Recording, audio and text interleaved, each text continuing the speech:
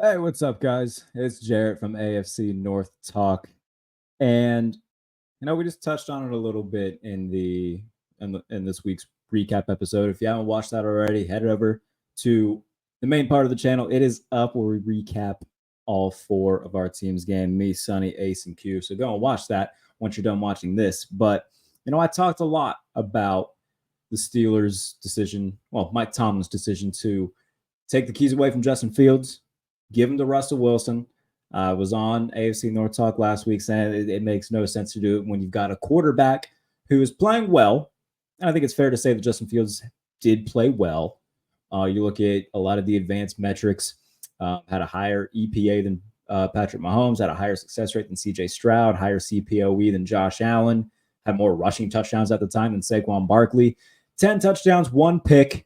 He was playing well, and it made no sense to pull the plug on him or take him out. I don't want to say pull the plug because, there's a chance that we'll still see him be integrated in the offense in some way, shape, or form, or maybe even get the job back depending on how Russ plays. But regardless of that, I said multiple times, I will come out, eat my crow if Russell Wilson plays well. And after the first handful of drives, I think me and a lot of other Steelers fans on Twitter were just like, yep, saw this coming. It was a dumb decision. Start Russ when you had Fields. They kicked a field goal in the first drive and then had 3 straight 3-and-outs. Everybody in Acrisure starts booing. The Jets at one point had a 15-6 lead in this game. And it just felt like, all right, this thing's getting like they're going to lose this game. And then you've got another decision to make. Are you going to go back to Justin Fields? Are you going to give Russ another game to try and prove himself? What are you going to do? And then Beanie Bishop gets an interception. And from then on out, the Steelers score 31 unanswered. And a lot of that had to do with Russell Wilson and his arm. He finished the night, I guess, 16-29, 264 yards, 2 touchdowns, had a rushing touchdown as well. His 264 yards are the most by a Steelers quarterback in their debut with the team. He was constantly giving guys chances. The moon ball, Chris Collinsworth kept talking about moon balls all night. But he gave a few of them to George Pickens, gave a couple to Pat Freiermuth.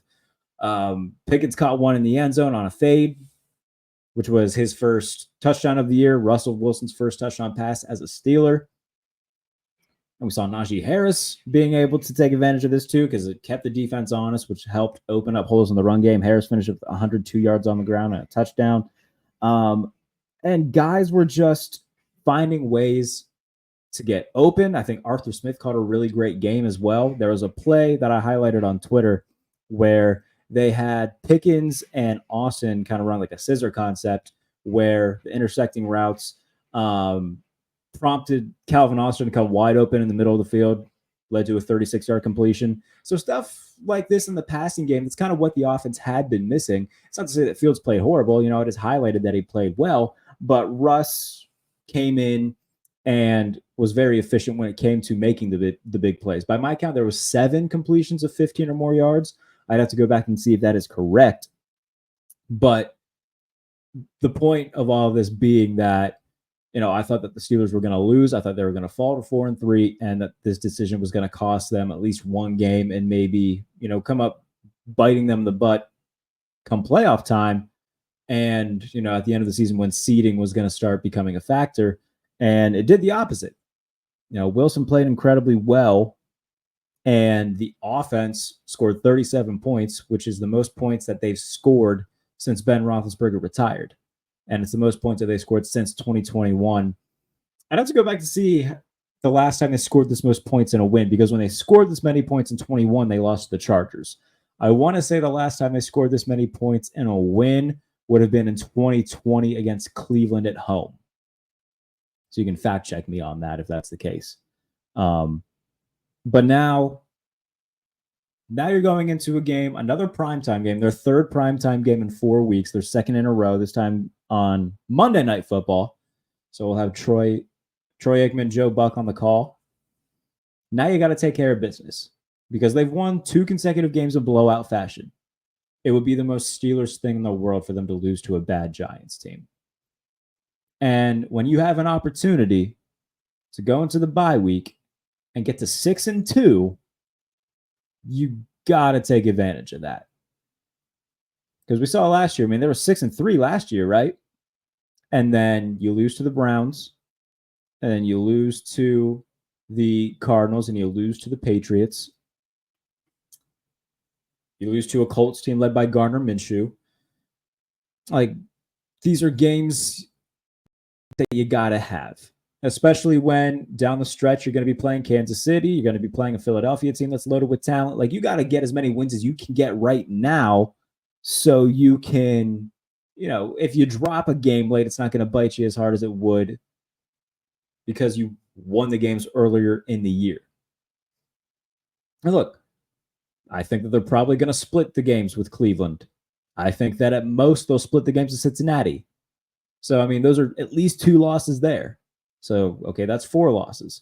They've handled Baltimore in recent years. Lamar Jackson only has 1 win over the Steelers in his career. So, if you want to argue that they're going to win both the games against the Ravens, I'd definitely listen to you there. But are they going to beat the Chiefs on Christmas? I don't think so. So, I mean, that's at least 3 losses you got to factor in.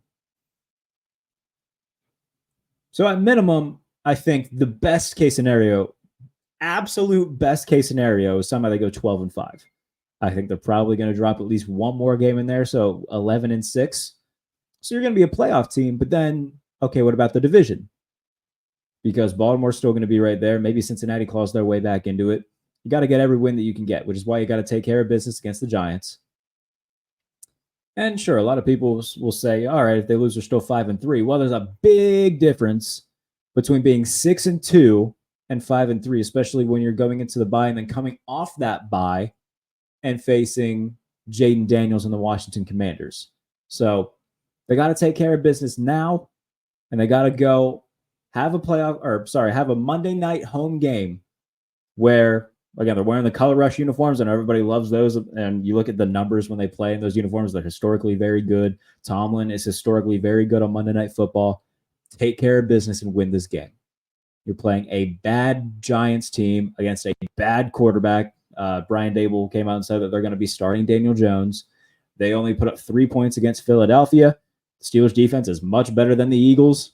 So go out and take care of business and win a game against a bad team and get to 6-2. And then when you come off the bye, you got a tough stretch where you play all your divisional games. You got the Commanders in there. You got the Chiefs, the Eagles. Take care of business now. So if you do drop, a few of those games on the back end, it's not going to bite you as bad. So go beat Daniel Jones, get to 6-2, and head into the bye week feeling really confident about your chances to win the AFC North when nobody thought that you could. So thanks for watching. Go and watch the recap show with me, Ace, Q, and Sonny. Subscribe to the channel, leave a comment, do all that fun YouTube stuff. I will see you guys back here on the channel on Friday when we preview Week 8. I'll see you guys then. Enjoy the rest of your days. We'll talk soon.